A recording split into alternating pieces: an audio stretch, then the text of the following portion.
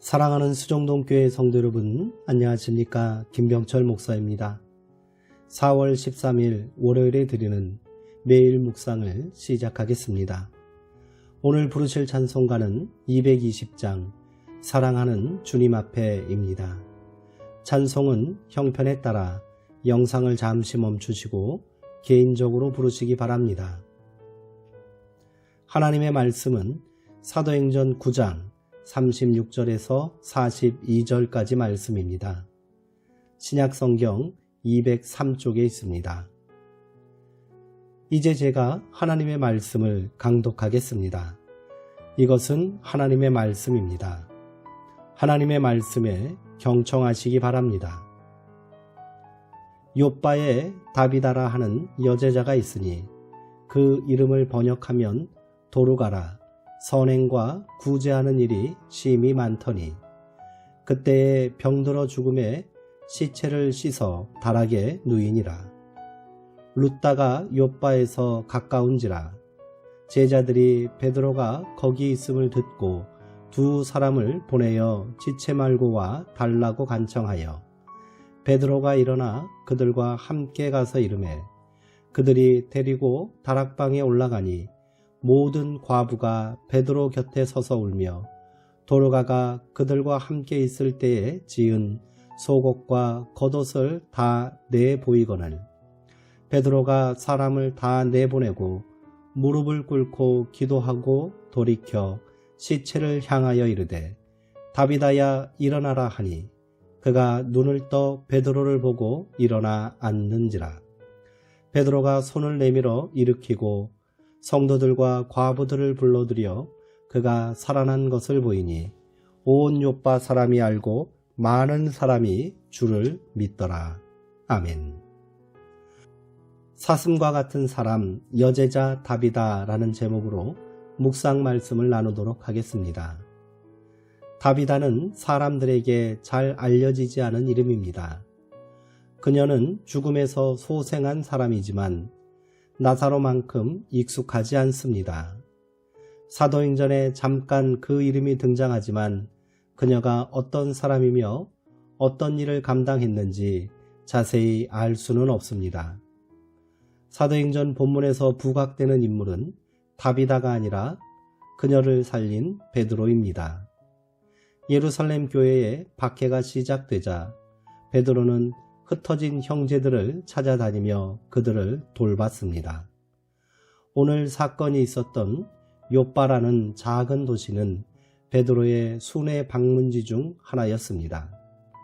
그곳에서 베드로는 치유와 기적을 행하여 많은 사람들이 주를 믿게 되었다는 것이 말씀의 핵심입니다.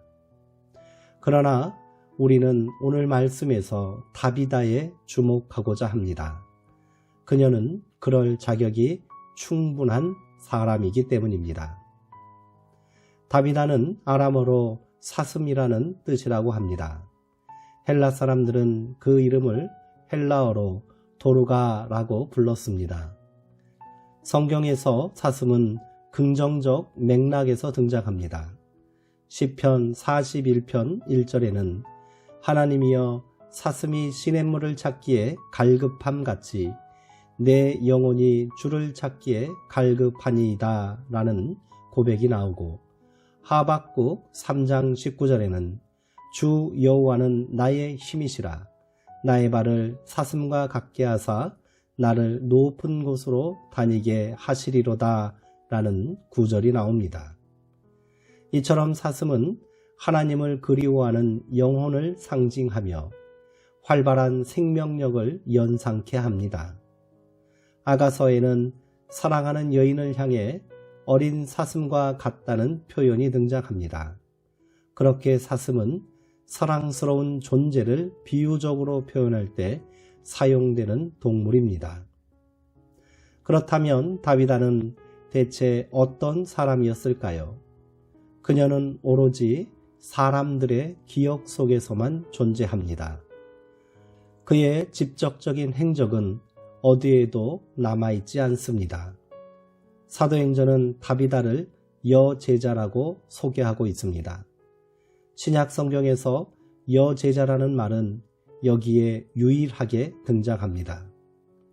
그녀가 예수 운동과 어떤 관계를 맺었는지는 알 수 없지만 사람들의 존경을 받던 인물이었으며 초대교회에 영향력 있는 지도자였음에는 분명합니다.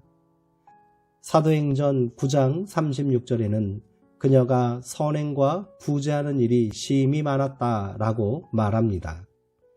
그것이 심히 많았다라고 한 것을 보아 그녀를 통해 도움을 받았던 사람들이 많았던 모양입니다. 그렇게 아름다운 사람이 갑작스런 병으로 죽음을 맞이한 것입니다.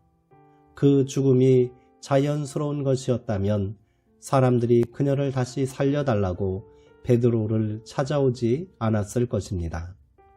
그렇게 룻다에 머물고 있던 베드로가 사람들에 이끌려 욥바로 가게 된 것입니다. 베드로는 다비다의 시신이 안치된 다락방으로 올라갔습니다. 그곳에는 과부들이 모여 있었습니다. 그녀들은 베드로를 보자 목 놓아 울면서 다비다가 살아있을 동안 자기들을 위해 만들어준 속옷과 겉옷을 내보였습니다. 그녀가 베푼 선행의 증거들을 보이며 살려달라는 것이지요. 그녀는 이렇게 죽어서는 안 된다는 것입니다. 베드로는 그들을 모두 밖으로 내보낸 후 하나님께 간절히 기도를 올리고는 다비다야 일어나라 라고 외쳤습니다. 그러자 다비다는 마치 꿈에서 깨어난 것처럼 죽음의 잠에서 깨어났습니다. 성도들과 과부들은 이 놀라운 이적을 보며 하나님께 영광을 돌렸습니다. 이 일이 욥바에 널리 알려지면서 많은 이들이 주님을 믿게 되었다고 성경은 증언합니다. 사도행전의 전체 맥락에서 볼 때 이 이야기는 성령 강림 사건 이후에 벌어진 놀라운 이적 이야기의 일부이며 이방인에게 복음을 전하는 계기가 된 고넬료 이야기와의 연결고리 역할을 합니다. 그런 이유가 아니더라도 우리는 다비다라는 존재를 기억할 필요가 있습니다. 오늘 우리에게 꼭 필요한 사람은 누구겠습니까? 다른 이들에게 생기를 불어넣어주고 하나님에 대한 깊은 갈망을 품게 하는 사슴 같은 사랑스러운 존재가 아니겠습니까? 그 이름을 당대에 널리 알리지는 못했지만 묵묵히 자기가 있는 곳에서 사람들을 돕고 선행과 구제에 힘쓰는 다비다가 오늘 우리에게 필요합니다. 그렇게 보이지 않지만 분명히 존재하는 다비다들이 교회의 희망인 것입니다. 기도하겠습니다. 하나님, 주님은 오른손이 하는 일을 왼손이 모르게 하라고 이르셨습니다. 그렇게 해보려고 노력하지만 쉽지는 않습니다. 누군가가 그 선행을 알아주었으면 하는 바람이 크기 때문입니다. 그래서일까요? 우리가 선행에 힘쓴다고 하면서도 그것이 덕이 되지 못하는 때가 많습니다. 때로는 누군가를 돕는 행위가 우리의 자랑으로만 남을 때가 있고 상대방에게 굴욕감을 안겨줄 때도 있습니다. 다비다는 아무 말도 하지 않지만 많은 이들이 그의 덕행을 기리고 있습니다. 그런 조용한 섬김으로 세상에 온기를 불어넣는 사람들이 되게 하옵소서. 예수님의 이름으로 기도하옵나이다. 아멘. 이상으로 오늘 묵상을 마치겠습니다. 사랑하고 사모하는 성도님들, 오늘 하루도 평안하시고요. 주의 은총 가운데 강건하시기 바랍니다.